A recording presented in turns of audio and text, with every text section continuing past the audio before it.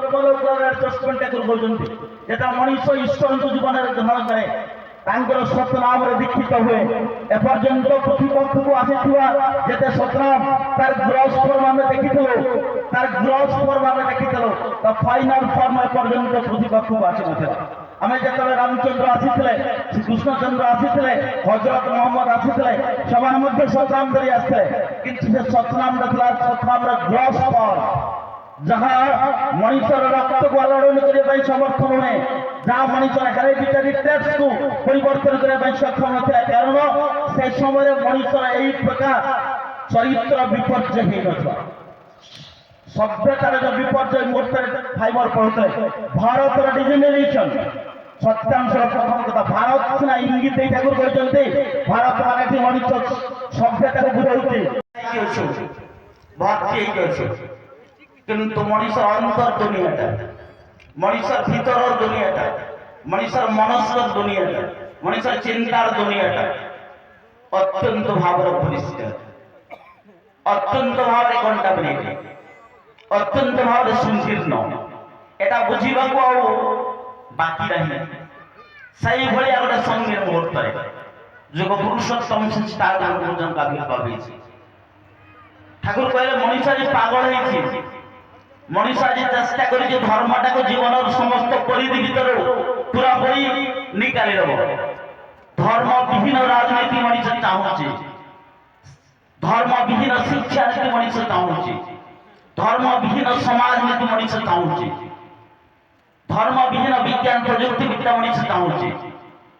ମଣିଷ ଜୀବନର ବେସ୍ ଲାଇନ୍ ଯାହା ଉପରେ ଛିଡ଼ା ହୋଇ ମଣିଷ ଜୀବନର ଏକ୍ସିଷ୍ଟେନ୍ସିଆଲ ଫ୍ଲୋକୁ ମଣିଷ ଅନୁଭବ କରିବ, ଯାହାକୁ ବାଦ ଦେଲେ ଜୀବନ ବୋଲି କିଛି ରହିବ ନାହିଁ। ସେଇ ଜୀବନର ଶାଶ୍ୱତ ନୀତି, ସେ ଜୀବନର ପରିଚର୍ଯା ମହାବିଜ୍ଞାନଟାକୁ ଧର୍ମର ଆଖ୍ୟା ଦେଇଛି। ସେ ଠାକୁର କହୁଛନ୍ତି ମଣିଷ ଆଜି ପ୍ରକୃତରେ ପାଗଳ ହେଇଛି, ମଣିଷ ଆଜି ପ୍ରକୃତରେ ଅସହାୟ ଜୀବନଯାପନ କରୁଛି। ତାର একমাত্র কারণ মনুষ্যর মানসিক জীবন জগৎটা বিকৃতি হয়েছে।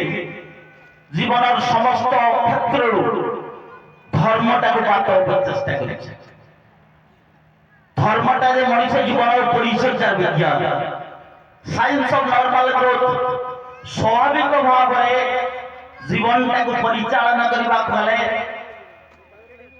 জীবনের বেস লাইনটা, জীবনের মূল বুনিয়াদটা, জীবনের ইনফ্রাস্ট্রাকচারটা ধর্ম নীতি পরে পর্যবেসিত হবে বাধ্য।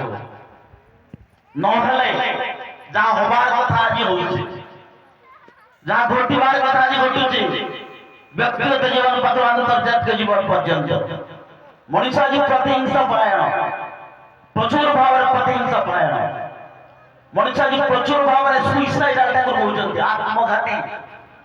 মনুষ্য বুঝি পারু ନାହିଁ নিজ জীবনକୁ সুন্দর କରିବା ফলে পরিবেশটাকে ঠিক রক্ষা করিবে, নহলে সম্ভব নয়। আজ রুষিয়া ইউক্রেন যুদ্ধ কথা কুহতু, ইউক্রেন আর রুষিয়ার যুদ্ধ কথা কুহতু, কোন ঘটুছি মনুষ্য জীবনে? খালি রীতিমত গোটে অহংକୁ পরিপূর্ণ করা, অহংକୁ ফুলফিল করা, অহংরে খেলা হয়ে চালিছে। মনুষ্য যেতবে জীবনের শাশ্বত নীতি পাখে দূরেই যায়, যেতবে মনুষ্য ধর্ম পাখে দূরেই যায়, মনুষ্য জীবনের মৌলিক কথাটা মনুষ্য মানে অন্তর্জগতের মনুষ্য তাকে রিয়ালাইজ করি পারে না, অনুভব করি পারে না। অতি সরল সরল কথা। মু জন্ম নেইছি কোথায়? বাপা মাঙ্কর গোমণ্ডলকে জন্ম নেইছি। মো জীবনের প্রথম পরিবেশ হচ্ছেন বাপা ও মা। বাপা মাঙ্কর বিনা ইচ্ছায় মো জন্ম সম্ভব নয়, যদিও ঈশ্বরଙ୍କର প্রভাব ଅଛି, ঈশ্বরଙ୍କ স্বীকৃতি ଅଛି। সেইଥିପାଇଁ ବାପା ମାଙ୍କର ଗୋମଣ୍ଡଳ କରି ମୋତେ ଜନ୍ମ ନେବାକୁ ପଡ଼ିଛି। ତାଙ୍କ ଇଚ୍ଛାରେ ମୁଁ ଜନ୍ମ ନେଇଛି। ଏହା ଯଦି ସତ୍ୟ ହୁଏ, ସତ୍ୟ ହେବା ପାଇଁ ବାଧ୍ୟ।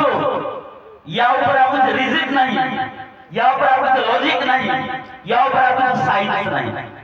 मनुष्यर जन्म जदि गोटे परिवेश সেই পরিবেশটাকে পরিপূর্ণ করিবা দায়িত্ব কার?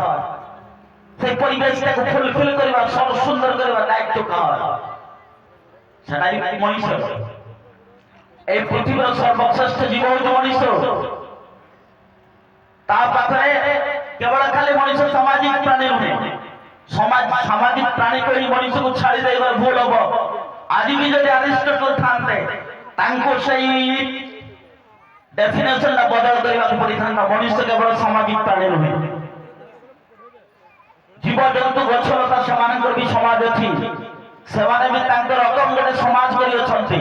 ହୁଏତ ମଣିଷଟାକୁ ମଣିଷ ସମାଜ ବୋଲି କୁହାଯାଉଛି, ଜୀବଜନ୍ତୁର ବି ସମାଜ ଅଛି।